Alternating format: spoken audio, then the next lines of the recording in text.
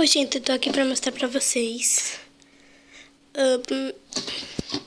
essa caixinha que eu ganhei. Que assim, essa caixinha, ela é multiuso, ela é da Monster High, ó. Monster High. Aí é da Santa Edwiges. Aí aqui é a Claudine, a Draculaura, a Frank, a Laguna, a Cleo e aqui é a Agulha. Aqui tem o símbolo, a caveira de Monster High. Ela é xadrez. É um xadrez mais ou menos, assim, de várias cores e vários tamanhos. É a grossura das linhas. Aqui é o símbolo da Santa Edges. E dentro vem com biscoito sabor chocolate com confeitos. Vou mostrar pra vocês. Aí essa latinha ela é de metal. Bom, o pacotinho é o mesmo desenho que o da tampa. E ele vem com esses cookies aqui. Vou mostrar pra vocês. Meus cookies eu já abri. Ó, o mesmo desenho. Eu já comi alguns. Que eles são pequenininhos. Eles são muito gostosos.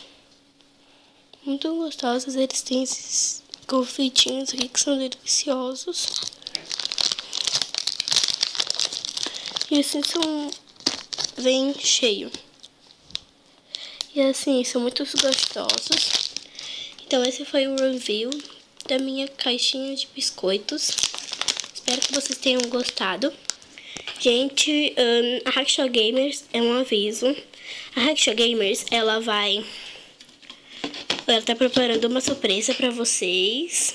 Espero que vocês gostem. E hoje eu vou dizer mais um canal que eu, assim, adoro. Que esse canal é da minha amiga, a minha amiga Ana Lívia. E o nome do canal dela é Ana Lívia Bezerra.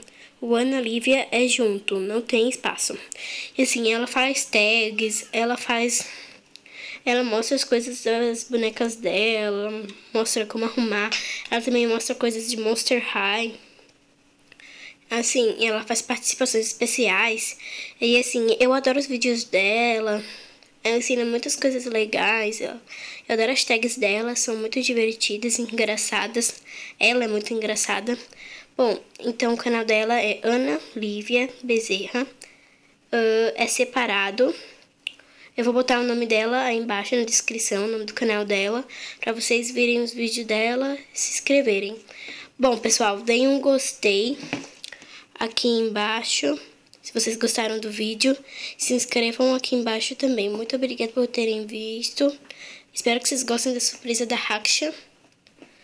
E é só isso. Tchau!